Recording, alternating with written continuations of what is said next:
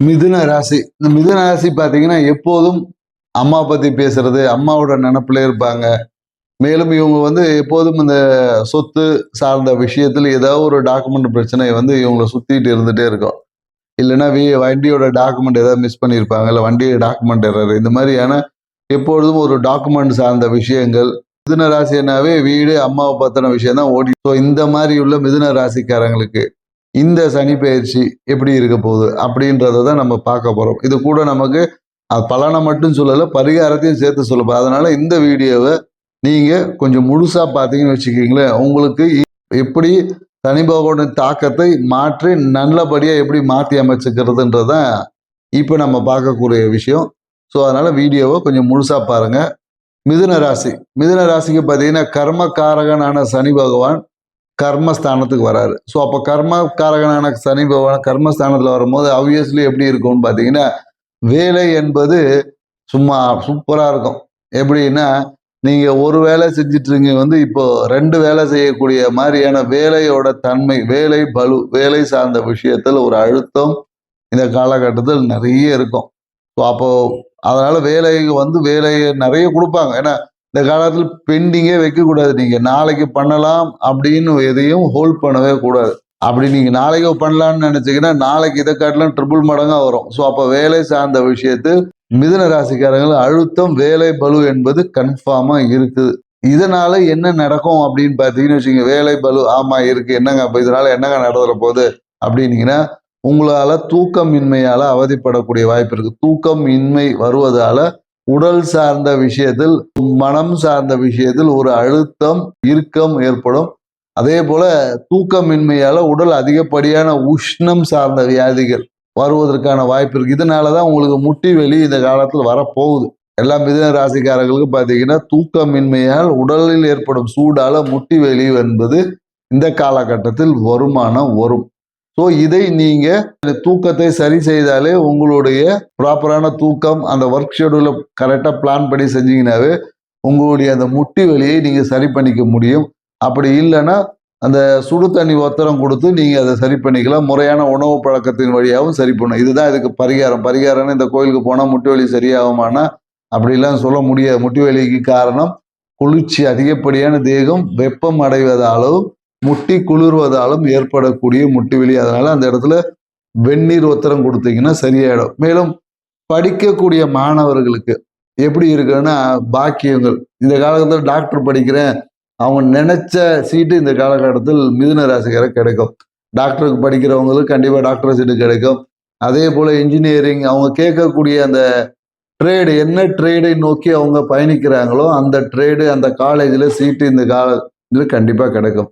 அதே போல் வெளியூர் போய் படிக்கிறேன்னாலும் அதுக்கான வாய்ப்புகளும் இருக்குது. படிக்கக்கூடிய மாணவர்களுக்கு இந்த காலகட்டம் அபரிவிதமான நன்மையை அளிக்கக்கூடிய தனிப்பயிற்சியாக தான் இந்த காலகட்டத்தில் இருக்குது. அதே போல் வருமானம் சார்ந்த விஷயத்தில் எந்த குறையும், ஏன்னா வேலை சார்ந்த விஷயத்துல தான் அழுத்தம் இருக்குமே தவிர வருமானத்தில் எந்த ஒரு இதுவும் இல்லை. வருமானம் இந்த காலகட்டத்தில் நல்லா தான் இருக்குது. ஏற்கனவே இருந்த விஷயத்துல வருமானத்தை இந்த பிஎஃப் காசு அப்ளை பண்ணி இல்லை இன்சூரன்ஸ் காசு வரும் அப்படின்னு எதிர்பார்த்தவங்களுக்குலாம் அந்த காசு இந்நேரம் வந்திருக்கும், இல்லைனாலும் வரும்.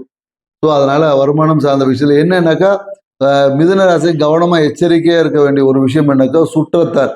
நீங்க யாரை நம்பியோ மற்றவங்க கிட்ட அடுத்தவங்களை பத்தி பேசுவதை இந்த காலம் நிறுத்தணுங்க. ஏன்னா நீங்க பேசுவீங்க, அந்த பேச்சே பிரச்சனையாகி உங்களுக்கு தேவையற்ற வம்பு வழக்கு வரக்கு கூட வாய்ப்பு இருக்கு. ஏன்னா என்னை பத்தி எப்படி பேசுறேன்னு சொல்லிட்டு வம்பு வழக்கு இருக்கு. ஆனா இந்த காலகட்டத்தில் மிதுன ராசிக்காரங்க யாருக்காகவும் ஜாமீன் கையெழுத்து போடக்கூடாது. குறிப்பா அந்த கடன் வாங்குறதுக்காக ஜாமீன் கையெழுத்து போட்டீங்கன்னா அது உங்களுக்கு அந்த பணத்தை நீங்க தான் கட்டுற மாதிரி ஆகும். ஜாமீன் கையெழுத்து மிதுன ராசிக்காரங்க இந்த காலத்துல போடக்கூடாது. ஸோ அப்போ வீடு சார்ந்த விஷயத்துல ஒரு சின்ன ஒரு பழைய விஷயங்கள், அதாவது என்னன்னா வீட்டில் வந்து நிறைய குப்பைகள் சேருவதற்கு வாய்ப்புகள் இருக்கு. வீட்டில் இருக்கக்கூடிய தென்மேற்கு மூலையில் அதிகப்படியான குப்பைகள் சேரும். குறிப்பாக அது பெட்ரூம் சொல்லுவாங்கல்ல, பெட்ரூம்ல இந்த காலகட்டத்தை மிதுன ராசிக்காரங்களுக்கு கண்டிப்பாக குப்பை சேருமானா சேரும். அதை சீராம தூய்மையா வச்சுக்கிட்டீங்கன்னா உங்களுக்கு இதயம் சார்ந்த பாதிப்பை கூட வராம தடுக்கிறதுக்கு செய்யும். ஸோ இதுதான் பெட்ரூமே தூய்மையா வச்சுக்கணும். இதுதான் மிதுன ராசிக்காரங்களுக்கு அடுத்த ஒரு பரிகாரம். மனம் என்பது எப்போதும் இந்த வேலையை பற்றியே சிந்திக்கிறதுனால அந்த மன அழுத்தம் என்பது இருக்கும். அதுக்கு நீங்க தான் அதை வந்து உங்களுடைய மெடிடேஷன்ஸ் இல்லை ஏதாவது தியான முறைகள் இல்லைன்னா எங்கேயாவது சுற்றுலா ஒரு அவுட்டிங் எங்கேயாவது போயிட்டு வந்தீங்கன்னா, ஏன்னா மிதுன ராசிக்காரங்களை பார்த்தீங்கன்னா அவுட்டிங் போயிட்டு வந்தாவே ஒரு ஹாப்பி மைண்ட் செட் வந்துடும். ஆனால் அவுட்டிங் போகும்போது கூட ஒரு பிரச்சனையும் வரும். இருந்தாலும் வெளியே போயிட்டு வரும்போது ஒரு ரிலாக்ஸேஷன் இல்லை ஒரு மூவி பார்க்கறது இல்லை ஏதாச்சும் அந்த மாதிரியான விஷயங்கள் செய்யும்போது மன அழுத்தம் என்பது குறையும். ஸோ மன அழுத்தம் குறைய சினிமா இல்லை கேளிக்கை இந்த மாதிரியான குடும்பத்துடன் ஒரு சுற்றுலா சென்று வருவது சிறப்பான பலனை தரும். ஸோ மேலும் பார்த்தீங்கன்னா இந்த காலகட்டம் மனைவி சார்ந்த விஷயத்தில் அந்த அளவுக்கு ஒரு வாழ்க்கை துணை சார்ந்த விஷயத்தில் முழுமையான ஒத்துழைப்பு இருக்கு. ஏன்னா வாழ்க்கை துணை சார்ந்த விஷயத்துல ஏன்னா உங்களோட வேலை பளு அதிகமா இருக்கிறதால வாழ்க்கை துணை சார்ந்த விஷயத்துல அவங்களுடைய தேவைகளை உங்களால பூர்த்தி செய்ய முடியாது. அதனால ஒரு அழுத்தம் வந்து கணவன் மனைவி உறவுக்குள்ள வரும். அதை நீங்க இருவரும் புரிந்து இந்த காலகட்டத்தில் வேலை பளு அதிகமா இருக்கும், ஒர்க் லோட் அதிகமா இருக்கும் அப்படின்னு புரிஞ்சு நீங்க விட்டு கொடுத்து செல்வது தான் பரிகாரம். ஸோ அதனால நீங்களே விட்டு கொடுத்து போய்க்குங்க. ஏற்கனவே என்னைக்கோ செய்த ஒரு தவறுக்காக இப்போ வந்து அது ஒரு பனிஷ்மெண்ட் வேலையில வருவதற்கான வாய்ப்பு இருக்கு. ஸோ அதனால கொஞ்சம் ஏற்கனவே செய்த விஷயங்கள் எதுவாக இருந்தாலும் அதை கொஞ்சம் ஓப்பனா அந்த விஷயங்களை நாளைக்கு பார்த்துக்கலாம், அப்புறமா அதுவே சரியாயிடும் அப்படி இல்லாம அதை இப்பவே சரி பண்ணிக்கோங்க. ஏன்னா அதனால வேலையில ஏதாவது ஒரு சிறிய பிரச்சனைகள் வருவதற்கான வாய்ப்புகள் இருக்கு.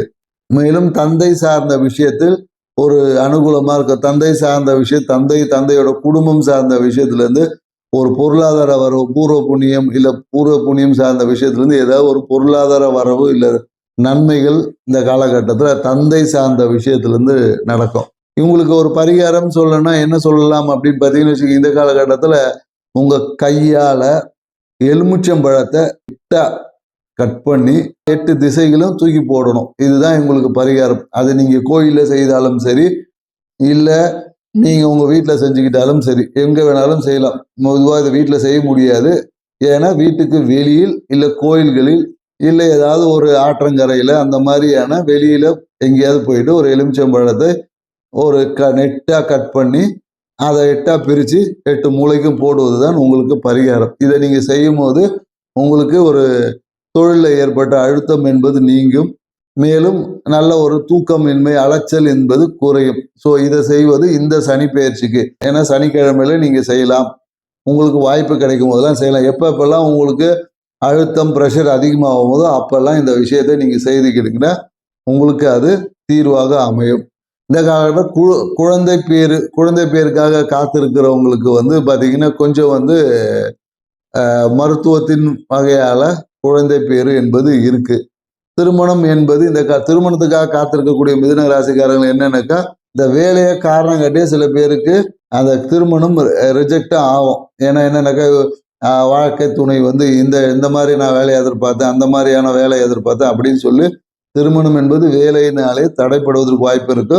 உங்களுடைய ஒரு இஷ்ட தெய்வ வழிபாட்டை செஞ்சீங்கன்னா உங்களுக்கு அந்த திருமணம் என்பது கைகூடும். ஆனால் உங்களுடைய இஷ்ட தெய்வ வழிபாடுக்கு நீங்க வந்து ஒரு நெய் தீபம் ஏற்றுவது இல்லை என்றால் பசுமாட்டுக்கு அகத்திக்கீரை கொடுப்பதன் வழியாக உங்களோட திருமணம் சார்ந்த விஷயங்கள் சரியாகும்.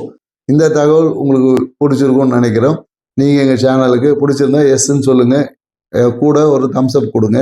உங்கள் வீட்டில் இல்லை உங்கள் குடும்பத்தில் உங்கள் நண்பர்கள் யாராவது மிதுன ராசிக்காரங்களா இருந்தாங்கன்னா இந்த தகவலை அவங்களுக்கு பகிருங்க. அவங்களையும் சப்ஸ்கிரைப் பண்ண சொல்லுங்கள், லைக் போட சொல்லுங்கள். மீண்டும் நாம் கடக ராசியில் சந்திப்போம். நன்றி, வணக்கம்.